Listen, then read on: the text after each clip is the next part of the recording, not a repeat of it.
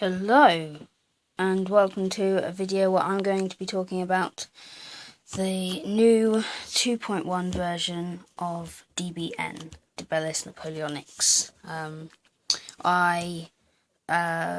For like a couple of years now, I've been watching the DBN Wargaming channel, and when I heard about that there was a new edition coming out, and I ordered my copy and it came today, so I'm going to make a video on it, and I hope you enjoy. So, this is the front cover.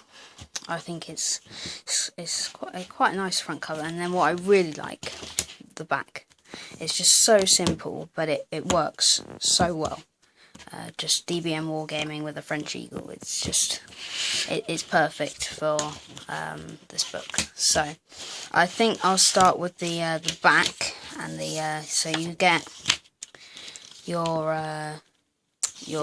quick reference sheet, which is all your tactical, so your movement, your range, paces, and all of those, and then optional rules, I believe, additional rules. So we'll just put those to the side. And then at the start of the book, we've got dedication to the photographs at the front, then your contents,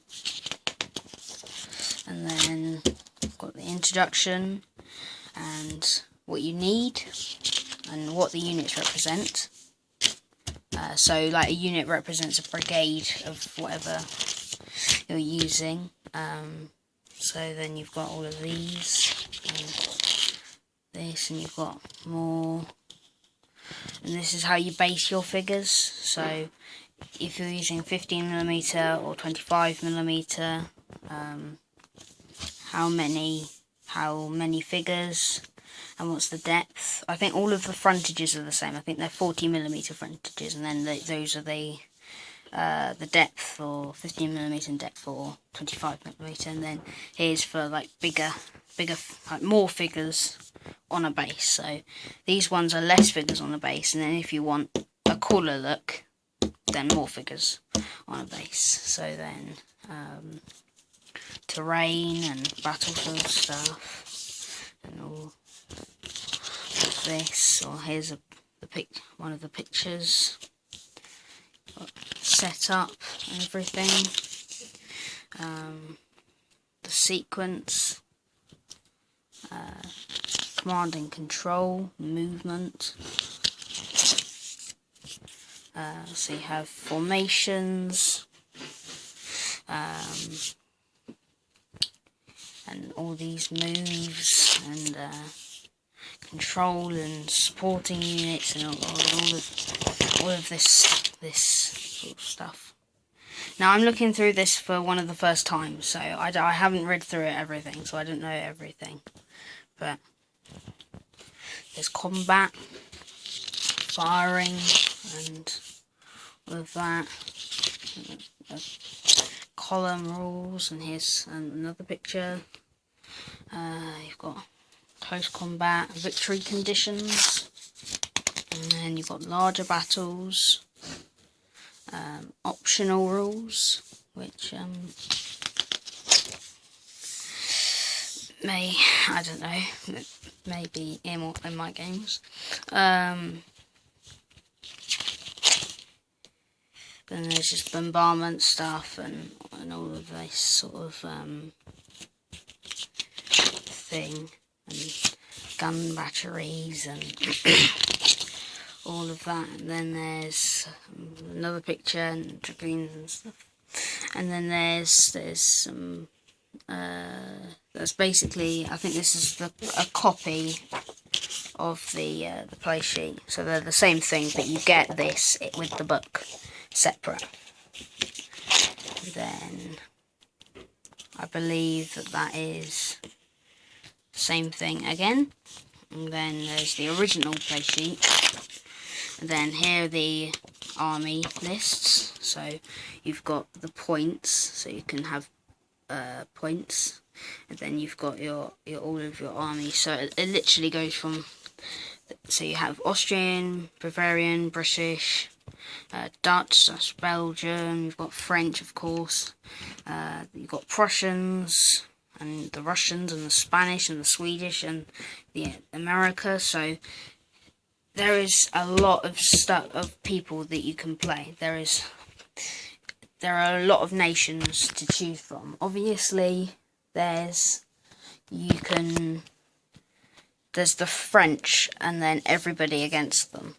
Apart from if you want to do an early Spanish, which is not actually on here. But if you don't want to use one of these pre-built army lists, then you can just use the point system. And I'm a fan of having points in a game. Unlike Black Powder, which doesn't have points, it's a bit hard, because if you're trying to arrange a game at the club and you're trying to go with your miniatures and somebody else's miniatures, you can just say, let's have like a 12-point game or a big 24-point game. And in Black Powder, you have to kind of organise it a bit more. So I'm a big fan of these army lists and the point system. So you've got some options here, and then you've got rulers. So here's a big ruler and then a small ruler, and they say what you need to fight. Like that's firing, like that's field artillery, foot artillery, then horse artillery. So you've got two different types of rulers. Then you've got national characteristics. Then classification, so there's elite, militia, heavy cavalry, superior light cavalry, and then you've got elite cavalry, militia cavalry, and artillery. So yeah, and then you've got command capability, so specific command ratings and stuff like that. And then there's Peninsula Light Division. I think this is optional. And then there's the Ottoman Army, which has its own dedicated page, 2 pages. And then you've got some diagrams, so supporting in close combat. So that's yes, no, no, no, yes. Then there's the index. So just put that back. What are my opinions on this rulebook and rule set? So I haven't actually played it yet, but I've had a quick look through, and I think that if you're a fan of, if you're a Napoleonic Wargaming or looking to get into Napoleonic Wargames, then you should buy this, because it is a lovely rule set. It may not be by one of the big companies who make all the miniatures for it and everything, like Warlord or GW, but it suggests 15mm, which is an easy, the cheap miniatures. You can buy them easily from Essex. If you're looking for 15mm or I think I may be doing this in 10mm, because that's especially cheap, and so it's whatever you have or want to do it in, and it's a cheap. It's not too. The rule book is £12 plus £2 postage, so that's a like £14 rule book, which like Black Powder, the rule book for Black Powder, the same size, not the same page count, but Black Powder is £35, and this is 14, and this gives you probably a much more flavoured Napoleonic experience. And as you can see there, that's an entire army. So armies are not expensive, and they're not that bad to paint up. There's not that many troops, so you can have your big scale battles.